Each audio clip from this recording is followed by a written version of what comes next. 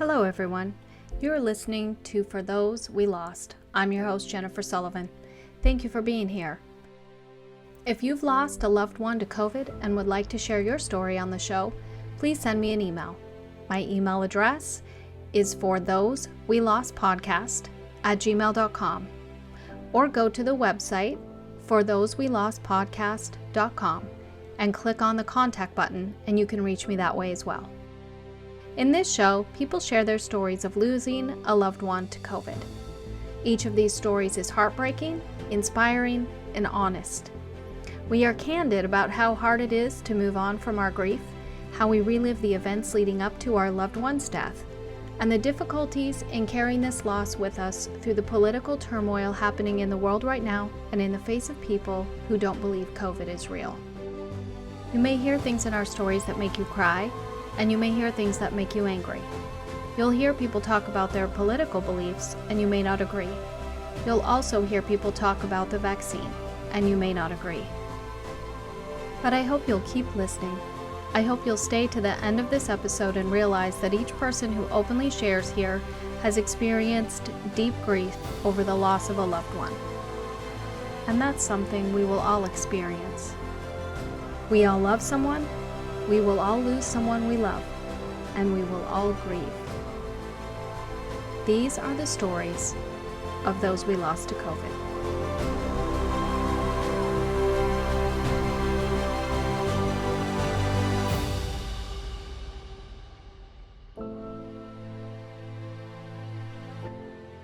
Thanks for being here with me today. I've got a great show planned for you. Today I'm going to be talking to Maureen in the state of Washington. Maureen lost her husband last summer, and she shares her story, what she's doing now, and she even talks about her experiences losing her brother during the AIDS epidemic and how that loss helped prepare her for talking to people about COVID now. With that, I'd like to welcome Maureen to the show. Thank you so much for talking to me. I really appreciate it. You're welcome. I'm really glad to be able to. It's been really wonderful to connect with people and actually have people to talk to. I don't know how it feels for you, but that's how it feels for me. Well, I live about 10 miles out of a small town in the woods, so I don't get much chance to talk to anyone. Yeah. Yeah, you live in Washington, right? Right. I do. Okay. So one of the first questions I have for you is at the beginning, the very, very beginning of the outbreak. In Kirkland, Washington, there was the early nursing home outbreak that happened at the end of February. And I was watching that because my mom was in a memory care, and you're in Washington. So was that something that really hit home for you? It scared the crapple out of me, I'll be honest, because my husband was in a nursing home at that point, and I had been witnessing their care level, if you will, for at that point since November. So I'd had 3-4 months of watching how they operated in there. As soon as that outbreak started, I contacted DSHS and our local health department and told them that I felt they were not capable of isolating an outbreak. If one happened in there, it was going to be bloody murder, and there was no way to stop it because the facility was so overcrowded and so understaffed. Well, that fell on deaf ears. They did manage to keep it out of the facility for 4 months, but that was just in my mind because the whole country was locked down, not because of anything special that they did. Yeah. In March, I think every facility in the United States locked down in March. Can you tell me a little bit about what that was like for you when it started, and maybe the last day that you were there and saw your husband? Sure. When it started quite suddenly, they were talking about a lockdown, and our state was kind of, it'll be this day, it'll be that day. Nobody knew exactly when it would hit. And they closed the nursing home down before the state closed down. And literally I found out when I showed up that morning to come in and see him, and I was locked out. And they wouldn't, I usually brought him goodies in the morning. He loved fruit, and they didn't have anything but canned fruit in that place. So I would usually bring him yogurt and fruit in the morning. So they wouldn't even take the food from me, and I was locked out. And there was no notice. They didn't call anyone. Everybody did the same thing. They get to a locked door and they tell them, nope, you can't come in. So I didn't even get to really properly prepare him. I kept telling him they might lock down the place, but you don't have a concept of what that looks like until it happens. So I had no way of telling him it was going to happen, no way to say goodbye, no way to talk about how we would handle it, no way to set Skype up on his computer, nothing. It was Yeah. just locked out. And at that point, because of his dexterity problems in his hands due to the MS, he couldn't hold on to a phone. So the only way he could talk on a phone was to lay it on a table in front of him and put it on speaker. And he also was deaf in one ear, which made that difficult. And the place is noisy. I mean, the aides talk real loud and everybody's running around and it's hard surfaces and, they're noisy, and he would struggle to hear on that phone. And I got him his own phone, but it was too small. The cell phones, he would, you can inadvertently do anything by touching a cell phone. Mm-hmm. And he just kept cutting them off and everything else. So we had to use what they called the hall phone. In the building for 75 people, they only had 3 of those phones. So Wow. that meant at any one time, only 3 people could be talking to their person. So that's what we did. And I started coming in every day. And luckily, he had a window room. And so I could see him, but we couldn't open the window.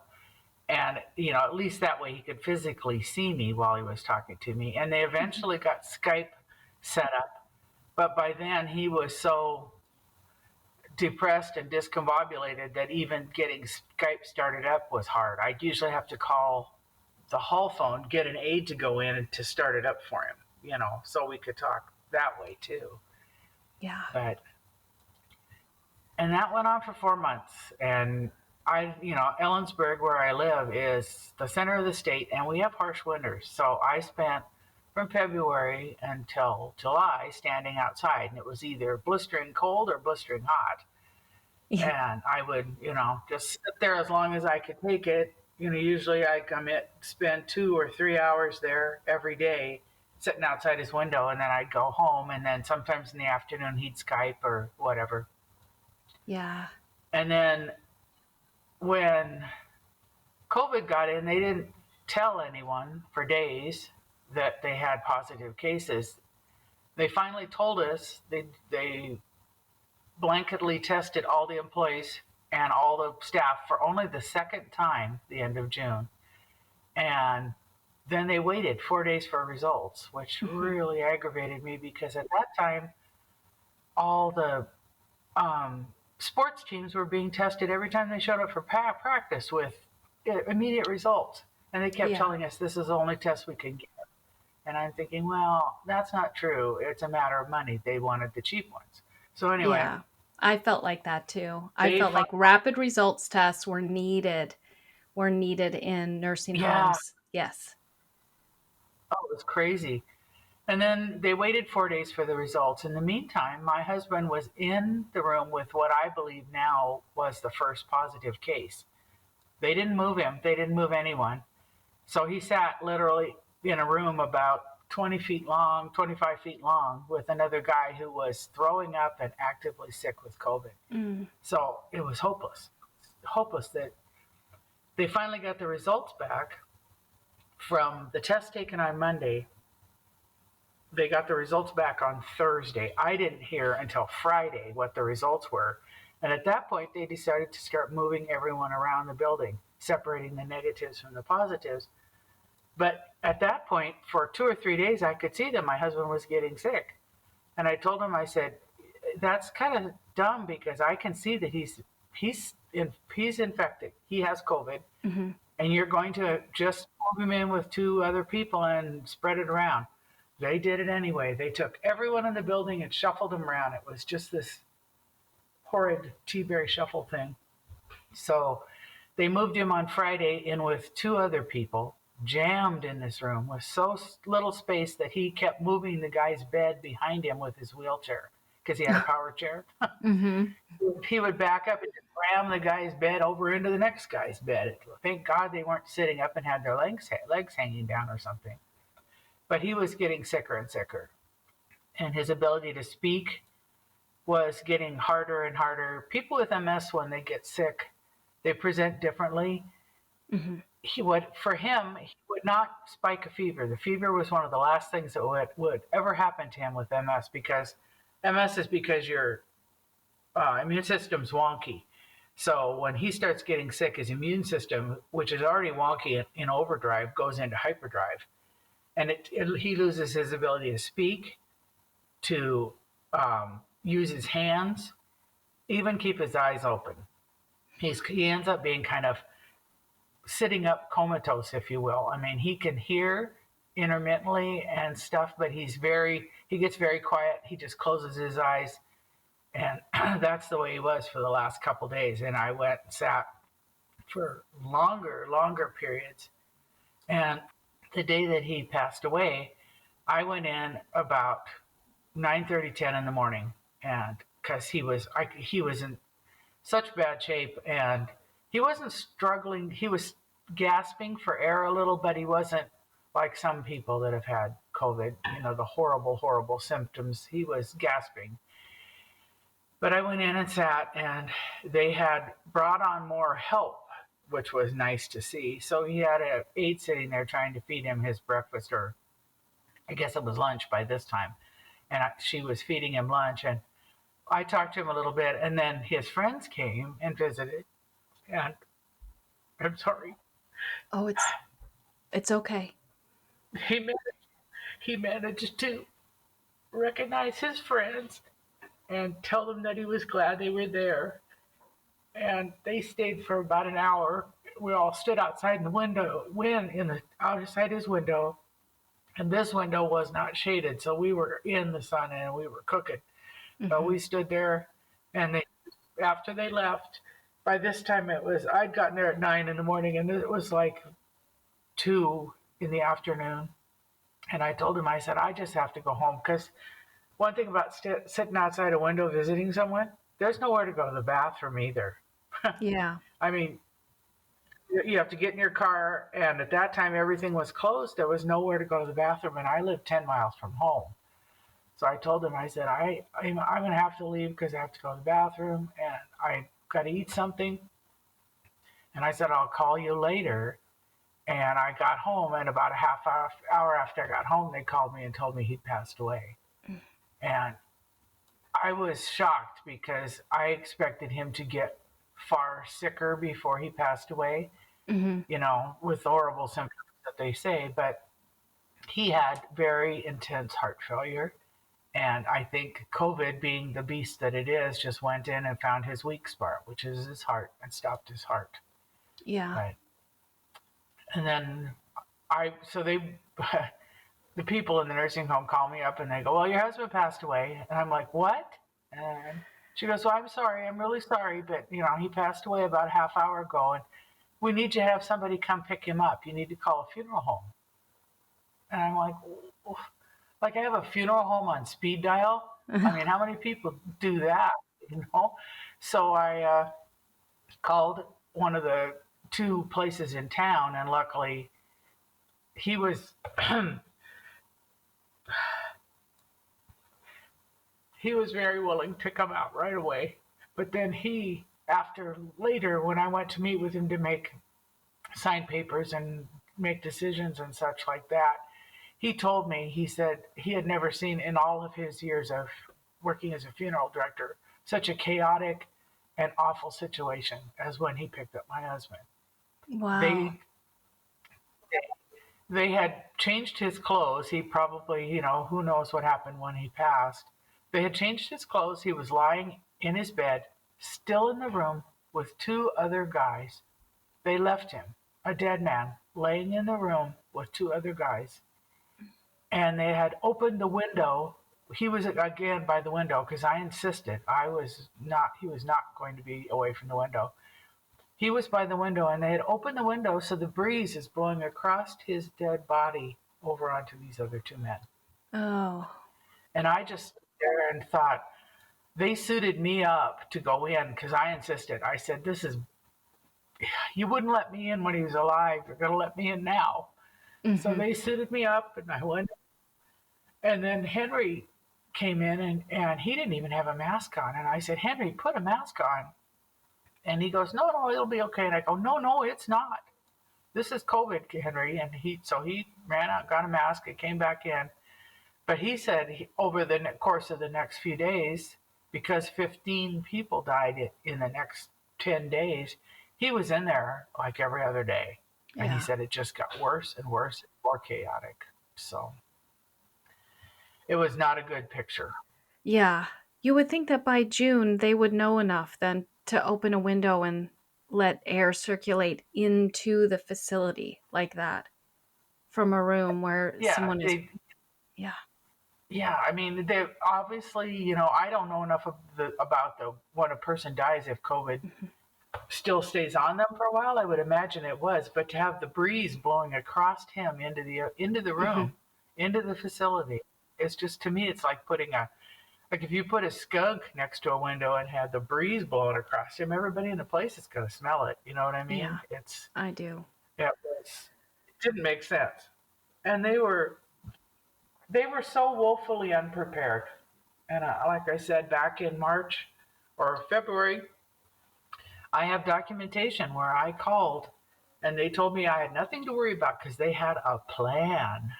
Mhm. And I said, whatever their plan is, I could tell you it won't work because they had had in December a norovirus outbreak that ripped through that facility like a pants on fire.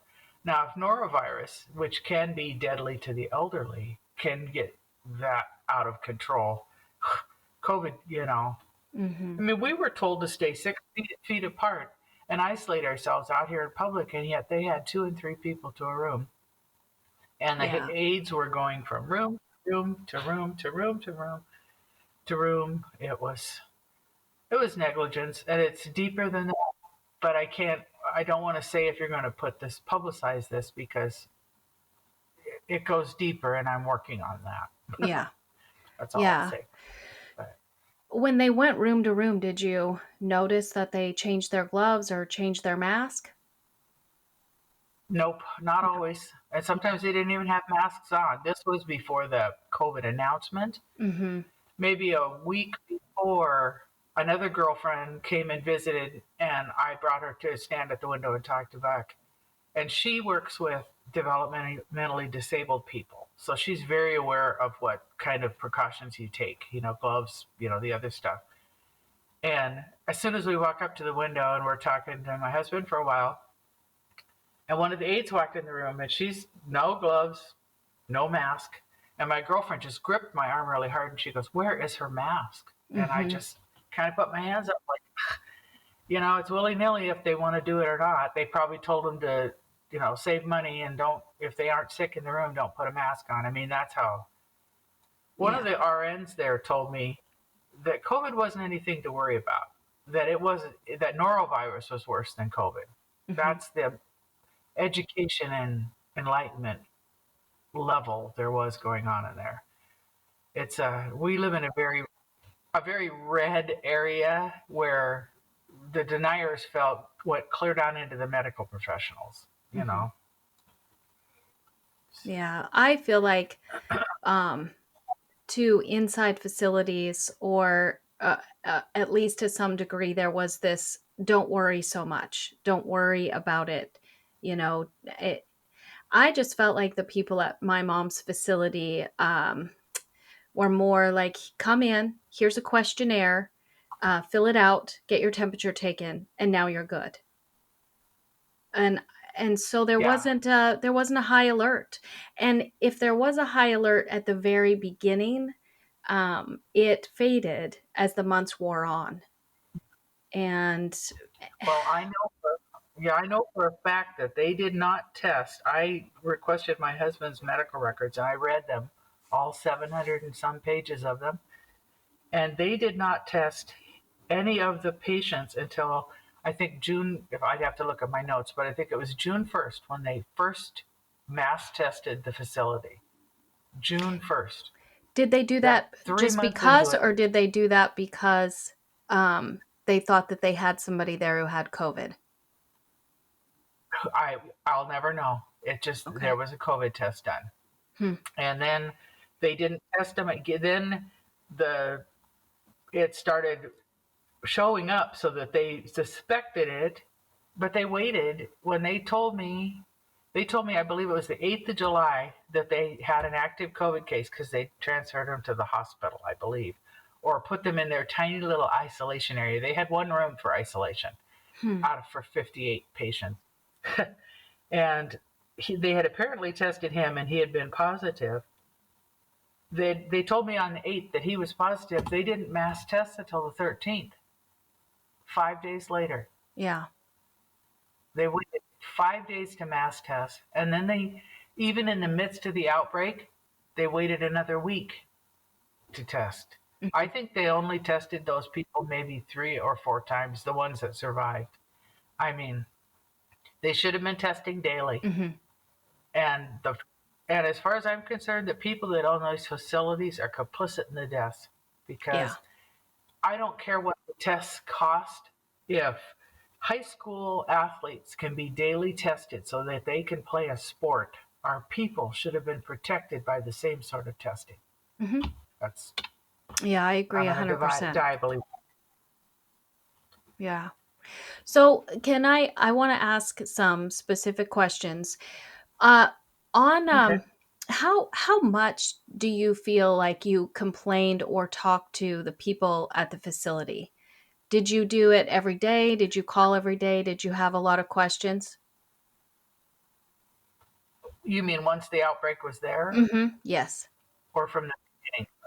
From the time of the outbreak, I got the call that someone was positive in the facility, and it was radio silence after that for a week, over a Hmm. week, before I finally called them and said, "What is going on? What is going on?" And she says, "Oh, well, we got the test results and he's negative, and so we're moving him." And then the third call I got was the day he died. And all of this from the 8th to the 19th. So an 11-day period. If you called there, you never got through. Mhm. Even before the pandemic, you could call the hall phone. It might ring and ring and ring, or somebody'd pick it up and put you on hold, and you'd sit there for 45 minutes. I mean, the communication sucked. And I Yeah. told them that from the beginning. I sent an email and I said, "I know you guys are running around," and even the people that normally answered the phone were working the floor because they were so shorthanded. I said, "You need to put a system in place that when something like this happens, you have a communications officer. That's their only job. They Yeah. sit there all day and field calls and make calls. They have access to our emails. They didn't even so much as send us an email update. There was nothing. They were in, it's like the old Three Stooges movie where you hear them go, whoop, whoop, whoop, whoop. That's what was happening. They were just running around like chickens with their heads cut off. The place was in chaos. It was total chaos. Mhm. Total chaos. Did you talk to other family members outside the window and connect with other people who you were able to touch base with?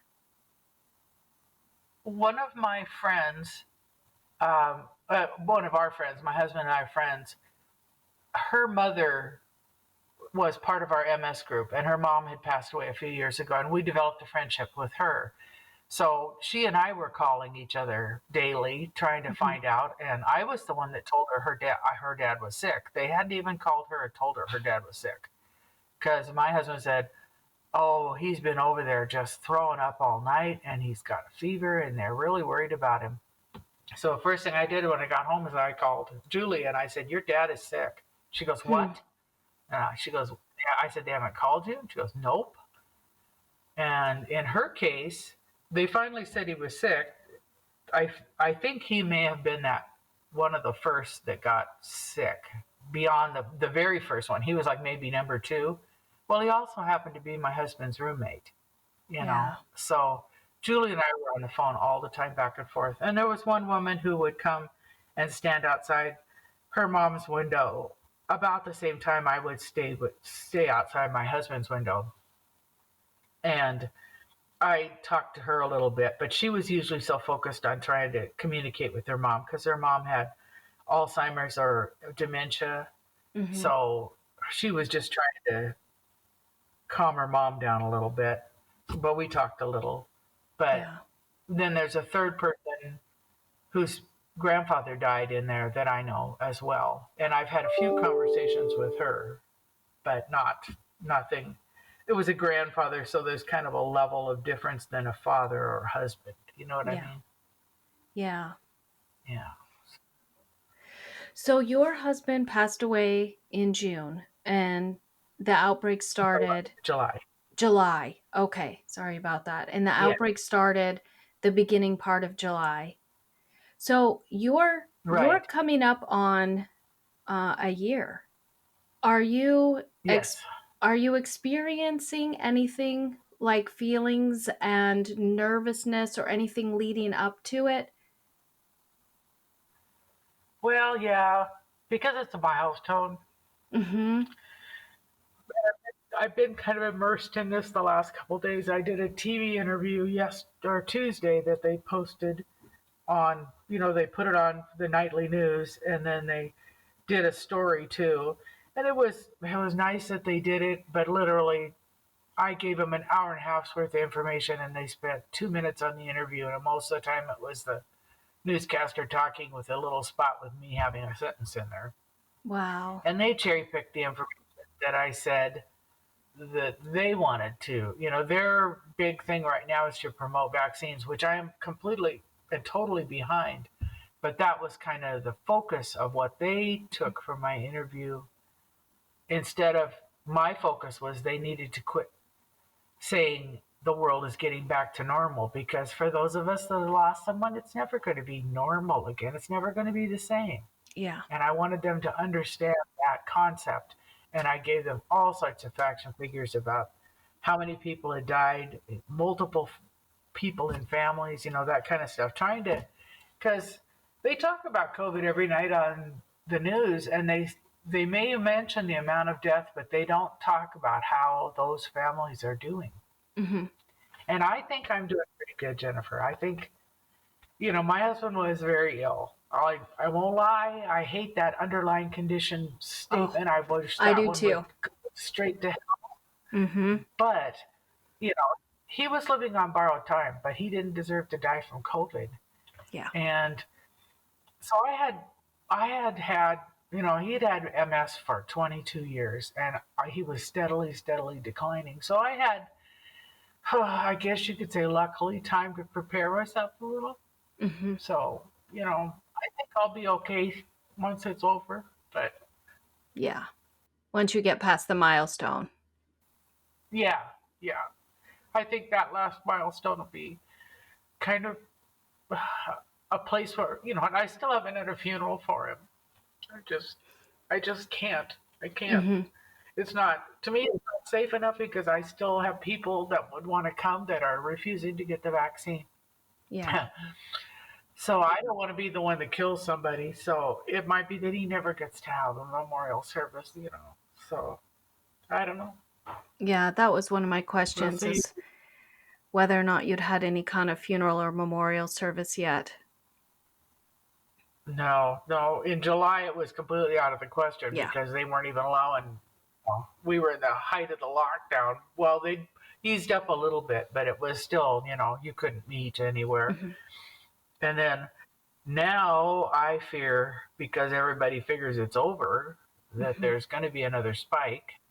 And like I said, I have friends and family that I still care about, regardless of their silly ideas about this whole COVID thing, but that have not gotten the vaccines. And these are Mm-hmm. people in their 60s and 70s who should know better, but they Yeah. don't. And they're just, I don't want to be the one that puts them in a room full of people and kills them. I can't help. I Yeah. can't.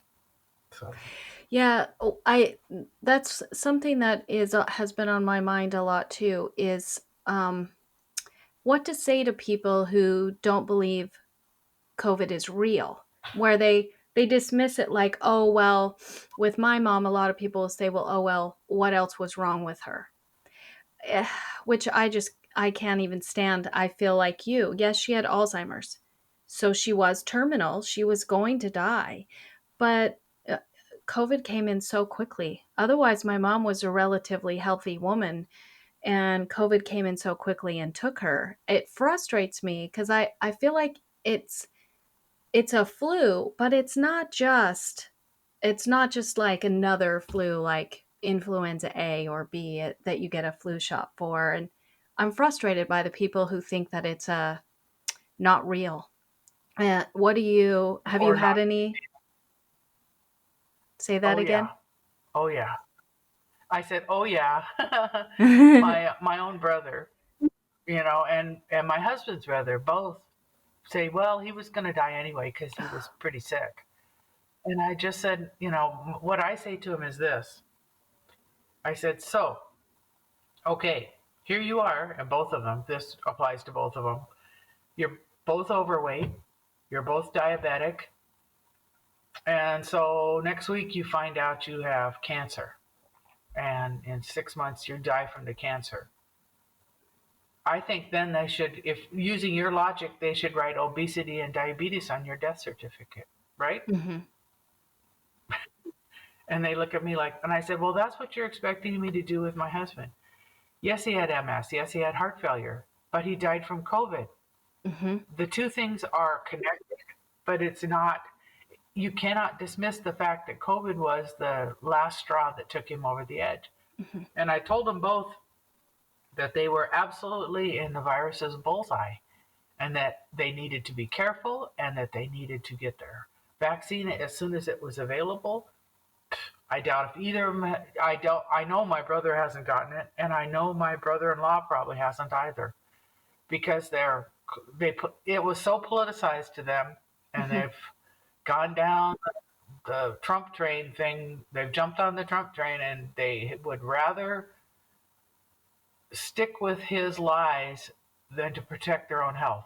So at Hmm. some point, I had to just take a deep breath and say, okay, I don't want to lose you, but I probably am before this is over, because you're choosing stubbornness over science and your own health. Yeah. But I hate that when they say, well, did they have underlying conditions? Because Hmm. you probably belong. Well, I know you do. The Facebook sites for Hmm. people. How many people there have said no underlying conditions, or the person's 33 years old and Yeah. dies? You know, Yeah. there was one the other day, a young mother, she wasn't that old, and she died suddenly. And her sister it was for Memorial Day. Her sister was at the graveyard with her sister's 9 children. She had 9 children and she Whoa. died. And now her sister has to care for 9 children. Yeah. And if that can't break somebody's heart, they have no heart. Hmm. That's Yeah. what I figure. I came up with a list and I said it's called 11 Things Never to Say to Someone Who's Lost a Person from COVID. And I started sending it out to people that would say hurtful things. I Oh, just thought, wow. screw it. If you can stand to my face or online or on the phone and tell me one of these stupid things, then you deserve this list. So I Yeah. started sending it out to them. And it's Wow. snarky and it's to the point. But I figured, nope, I'm not taking their crap anymore. Not taking Yeah. the lies. I'm not taking the dismissal. That's Hmm. what it is dismissal and disrespect Yeah. to me. Yeah. What if you don't mind, can you give me a couple good ones off the list? Yeah, let me pull it up here just a second. Okay. Yeah, one of them is the thing that they would say is, well, did they just did they have underlying conditions? The second one is, it's just the flu. The third one is, everyone has to die from something. Mm. The fourth one, it has a 99% survival rate. Number five, you shouldn't live in fear. Number 6, kids and young people aren't affected. Mm-hmm. Number 7, it's a hoax or it was created by the Democrats and Bill Gates to hurt Trump. I love that one. Yeah. Number 8, I don't want to follow restrictions or wear a mask because it impinges on my freedom. Number 9, we really need to get things open to save our economy. Number 10, the numbers are faked to create panic. And number 11 is I don't want to get the vaccine. And after each of these statements, I have snarky little replies that I've made. Like, uh, like the first one, the underlying condition. And it says, well, their statement, well, they did have underlying conditions. And I wrote, really? So if a person dies from cancer but had diabetes or high blood pressure issues before, they didn't die from cancer? Do you know how stupid that makes you sound? Does the Yeah. fact that they have health issues make their death less important or their lives less valuable? Right. So Right. I, And yeah, yeah. I can send you the list if you'd Oh, I would like. love it. I would absolutely love it. I feel like you. It has been so over politicized, and I go on Facebook on occasion, but not a whole lot. I actually deleted it off my phone so I wouldn't be looking at it on a daily basis. But I have stayed away from posting a lot of stuff, and over the months I've stayed away from posting things about my mom and that she died of COVID because, I get responses from people that aren't very friendly, and it irritates me. Things that bug Oh, me, yeah. she's in a better place. And while fundamentally Yeah. I understand my mom her soul is somewhere and she has all her memories back, and hopefully she's happy. I wanted her here, and probably like you, I'm just guessing. I was waiting outside the window every day and just praying that at some point they would open up those doors and work out a plan for family to come in and have safe visits. And that's what I lived for pretty much, was that door opening, and I could go in and walk around the corner and see my mom face to face. Yeah. Well, you know what? I did the same thing. I kept telling them, because by July things were looking better, and Mhm. they could have facilitated outdoor visits, put you 10 feet apart, mask you up, that kind of thing. Mhm. They didn't even want to do it because it was like something else they had to do every day. It was work to them, not anything to do with decency. So what I finally did is I went online and looked at pictures of, this is going to sound funny, but prison visiting rooms. Mhm. And you'd be surprised what you can see online. And there's these rooms with plexiglass in between, and the little phones you can pick up where you sit across the desk and talk to each other. And I found about 3 good examples, and I sent it to the administrator, and I said, why can't you build something like this in the front of the building? An entrance to Mhm. the outside for the guest, the patient comes to the other side. All you have to do is clean that little room where the guest came in after they left. I mean, come in there with a can of Lysol and let it rip, and then have another person come in. They never even responded. Yeah. But yeah. Oh, man. The Did you contact anyone in government or write your governor a letter or your congressman or anything and ask and push for in-person visits or some sort of change to their lockdown policies?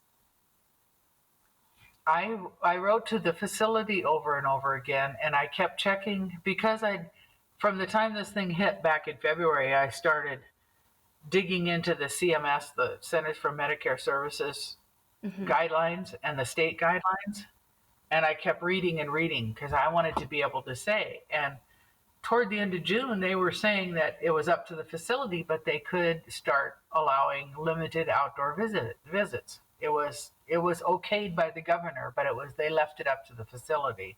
Well, I knew that was never going to happen because they didn't want one lick more work than what they were doing already. But Yeah.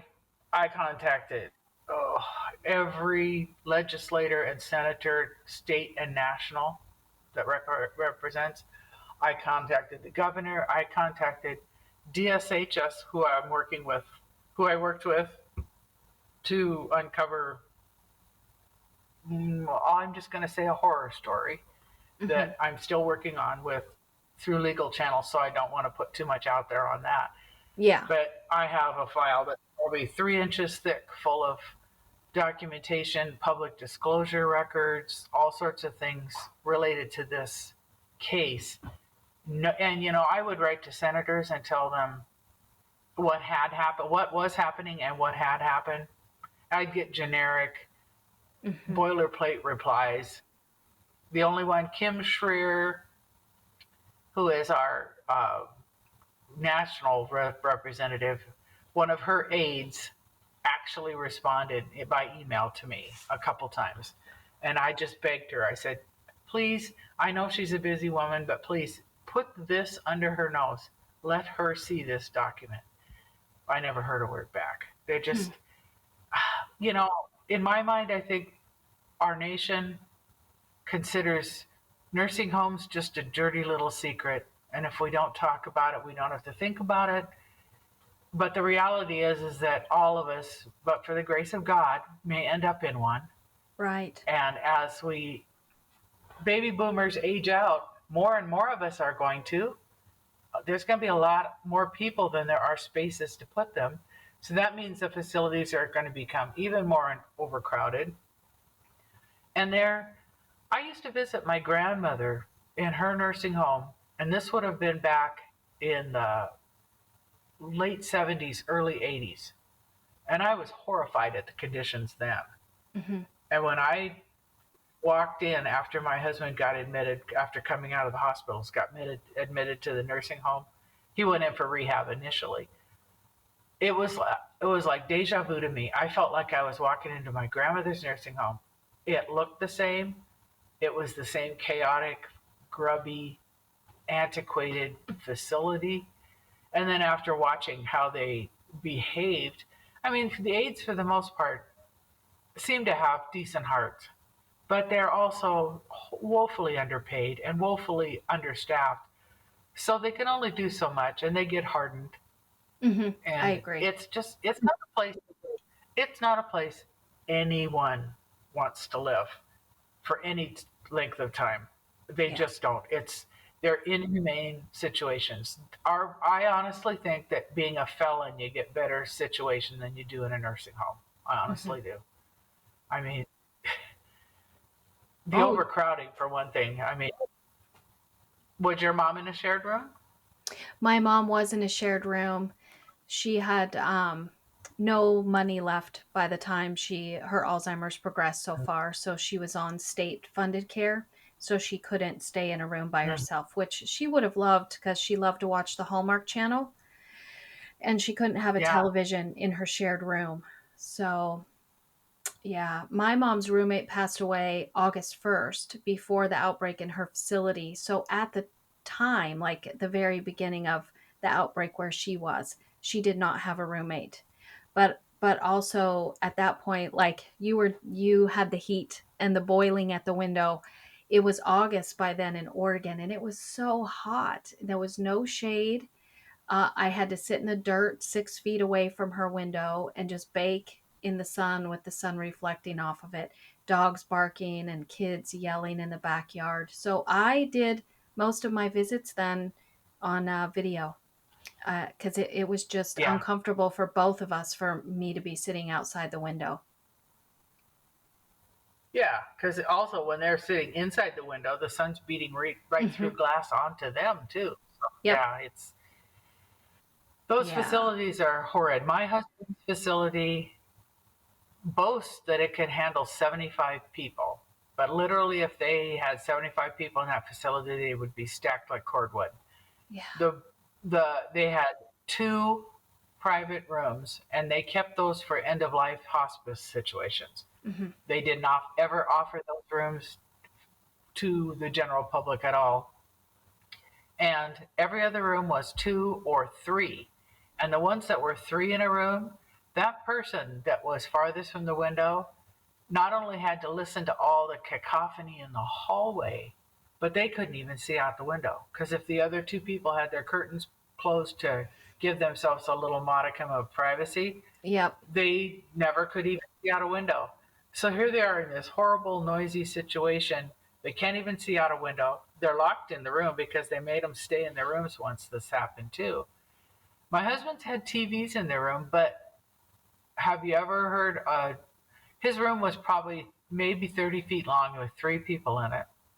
Three TVs mounted up on the wall at the foot of their bed, and no headsets or Yeah. like in the hospital it comes out of your remote. No, they're coming right out of the TV. So unless they all wanted to watch the same thing, you'd have three stations going at once. I mean, Oh, it's something as simple as letting them have a form of entertainment like TV to blather away in their room. Nope, couldn't do it. yeah. It's just it's they're Yeah. so inhumane, and that's my purpose. Is I've decided that with this lawsuit case thing that I've got working on is to, and if that doesn't work, I'm just going to keep shoving. I mean, I'm Mhm. 68 years old. I figure I got at least 20 more years before my marbles start to slide away. They are going to be so sick of hearing it from me because I'm not going to let it go. I'm just Yeah. going to keep, because I have no kids. I'm the youngest in my family. My husband's gone. So when I get sick, I'm going to be stuck in one of those hell holes. And they're going to be damn changed by the time I'm in there, I figure. Mhm. You know, if I have anything to do with it anyway. Yeah. Yeah, that's one thing I'd like to see come out of this is the way we have traditionally treated the elderly and people who are terminally ill, MS, Parkinson's, Alzheimer's, dementia. It's not it's not it's not good. It's not okay, and locking them away in these facilities at the beginning, I can see as something that, okay, this is the national response or the world response. This is what we need to do. But it was really apparent to people like you and me that it wasn't working within the first 2 weeks to a month. It was a terrible idea. The decline in the people who were locked away, the hardship of window visits, the problems at the facility, it just amplified all of that.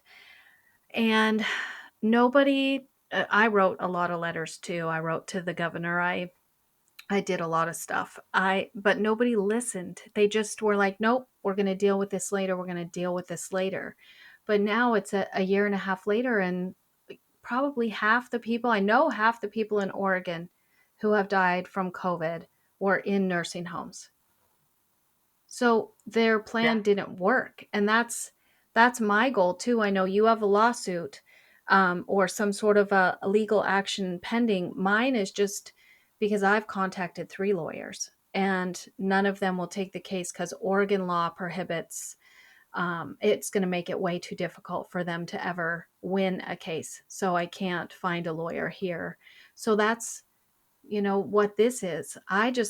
I want to talk about it. I think if we talk about it and we bring it out to the forefront and we continue to bring up COVID and what happened, even though the national narrative has moved to vaccines and going back to normal, which I hate too. I hate that because my life will never be normal again.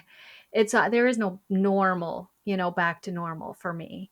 Um, so Yes. yeah, that's what I would like is I would like change. I would like the elderly to be treated at the end of their life in however many years they have left with a lot more love and respect no matter where they are. And you're right, a lot of people are going to end up in um, nursing homes and assisted livings and independent living centers.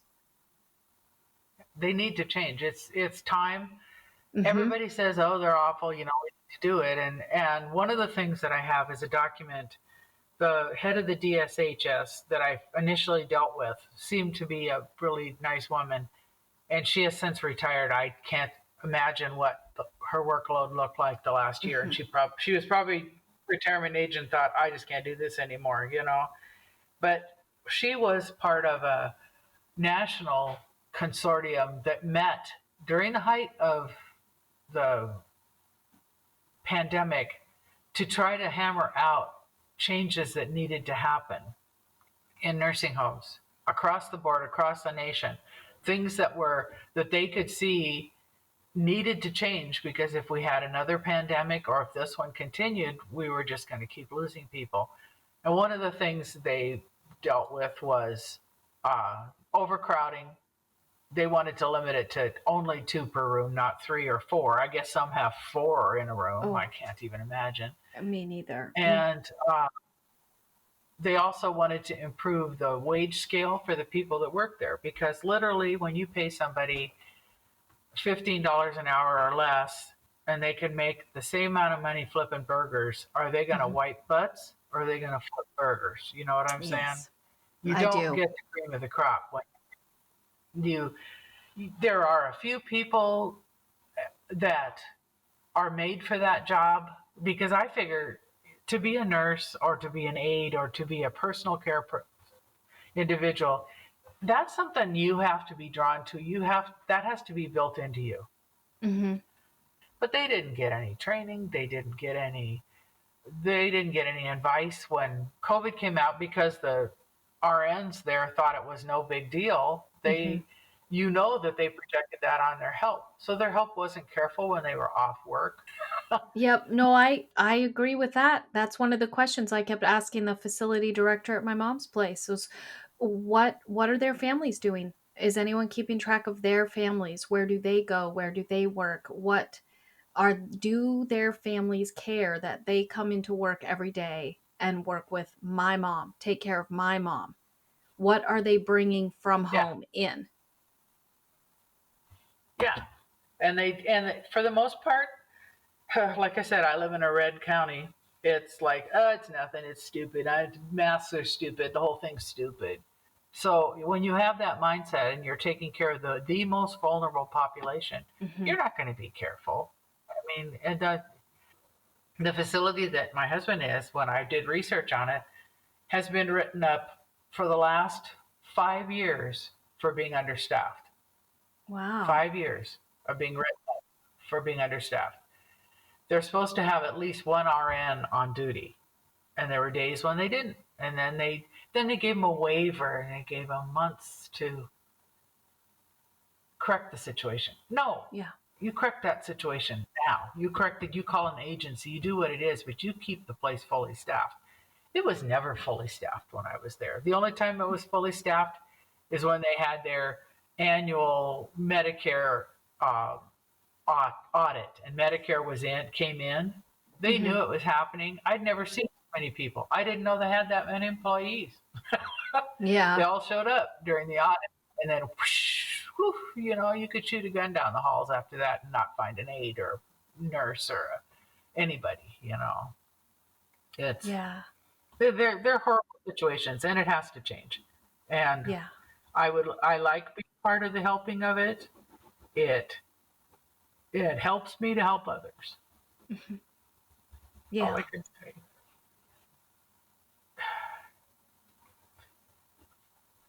It's just it's a situation that should never have been allowed to get as bad as it was because of poor leadership, and I will die believing that. Hmm. Because if Trump, even if he didn't believe it, had stood up and said, "We're in this together. We're going to lock down. We're going to wear the masks. We're going to follow the science," we wouldn't be where we are today. We're the most developed nation in the world. Yeah. Yet we have a death rate that looks like Somalia in Yeah. percentage wise. And there's no excuse besides poor leadership. We had a guy at the helm who wanted to brush it under the rug and forget it because it didn't make him look good and it didn't hit him. And I blame him. I will blame him for the rest of my life. And, people say, oh, you shouldn't do that. It's not good for you. Well, sorry. He was to blame, you know. He was to Yeah. blame. He was the one, as the leader of this country, that could have made a difference. And instead of uniting people, chomp it down and realize he probably would have won if he had done that. I mean, if he had done the right thing and acted like a human being and united people to follow the guidelines and wear the masks and do this stuff, this pandemic wouldn't have been as bad as it was, and he would have been hailed as a hero, and he probably would have gotten reelected. But he's Mm-hmm. so stupid and narcissistic that he couldn't get it out of his own way. Yeah. So, but Yeah, one of the questions I wanted to ask you was if there was any one person you would like to name by name who you feel is responsible for what happened, one person that you want to call out. Donald J. Trump. And Okay. I might add, and his minions, all of the people that are blindly following him for a vote. Yeah, there's very mixed messages, and the whole thing has become politicized to the point where the people who died, like your husband and my mom, have been forgotten. Yeah. And I don't want him to be forgotten. That's why I did this TV interview. I told the guy, I said, 3,000 people died in 9/11. And every year there's a big ceremony and there's monuments and it's in the papers and there's articles and how many years ago was that? And now here we are in the midst of a crisis that has taken 600,000 people Mm-hmm. and nothing is said. Or they give them a 2-minute blurb and then it's off to, oh, it's all wonderful and it's over and we're talking about.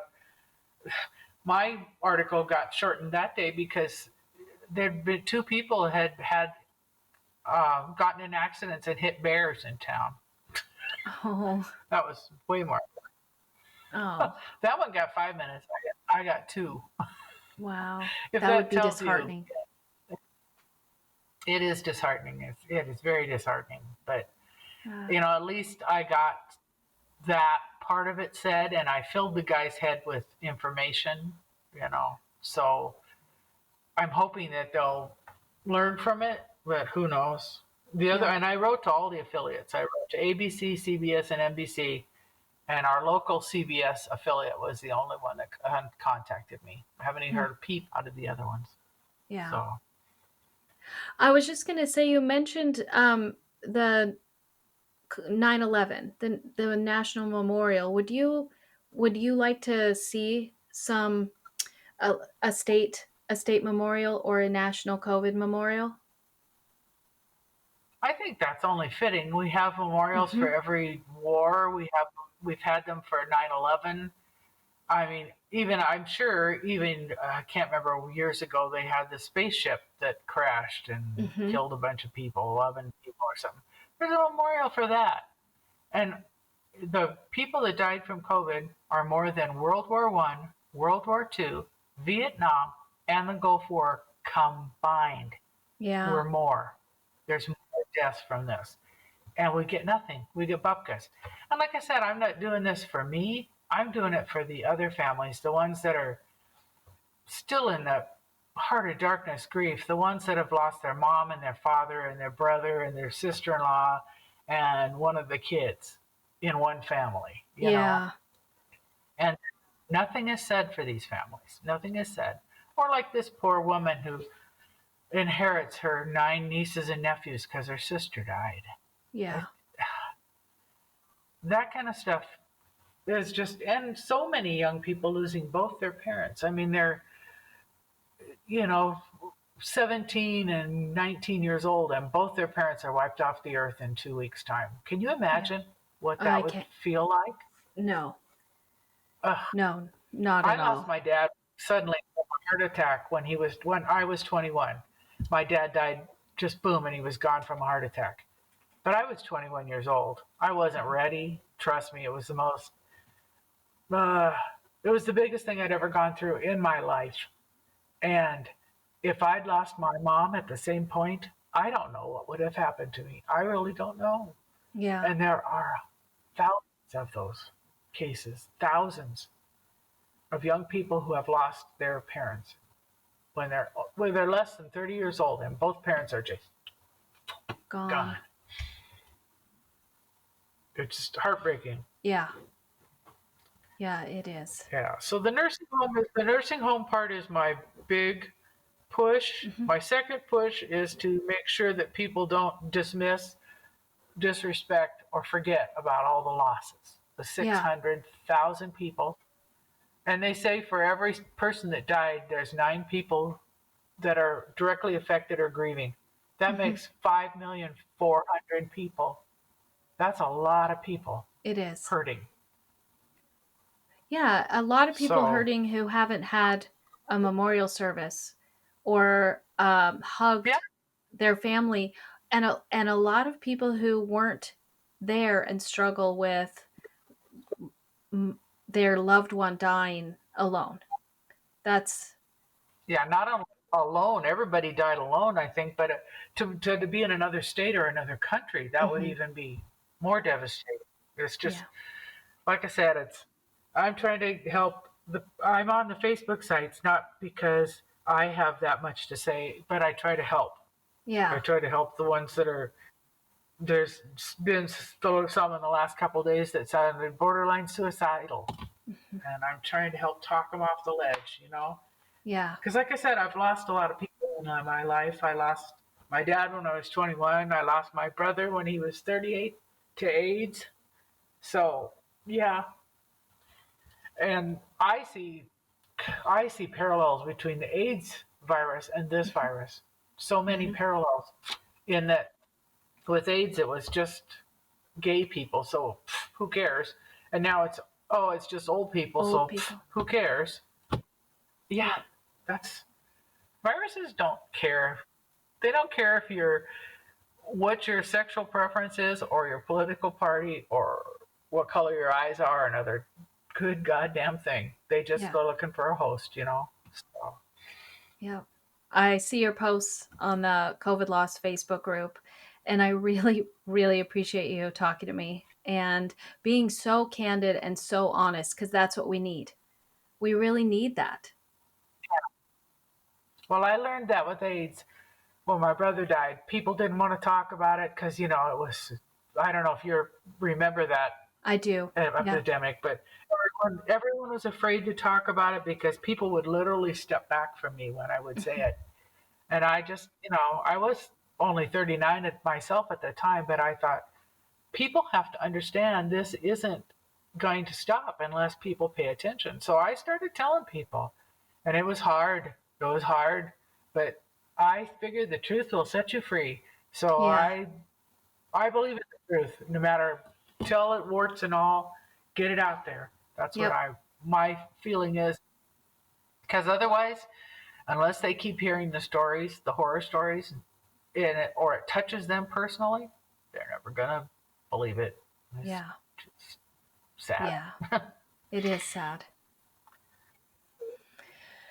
Well, thank you so much. Okay. You take care, okay? And I'll be thinking of you in July. Okay. I appreciate that, Jennifer. Okay. And be thinking of you in August. All right. Thank you. Bye. Okay. Bye bye.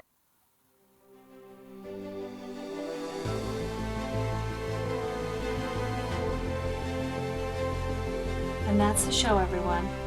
If you've lost a loved one to COVID and would like to share your story on the show, please send me an email. My email address is forthosewelostpodcast@gmail.com. If you like this episode, please share the show. Share it with your friends, share it on your social media, and once you've done that, rate and review this podcast on your favorite listening platform. And then go rate it on Apple Podcast, because that's where most of our new listeners come from. Ratings and reviews are the main way this podcast finds new listeners. So please share the show. Until next time.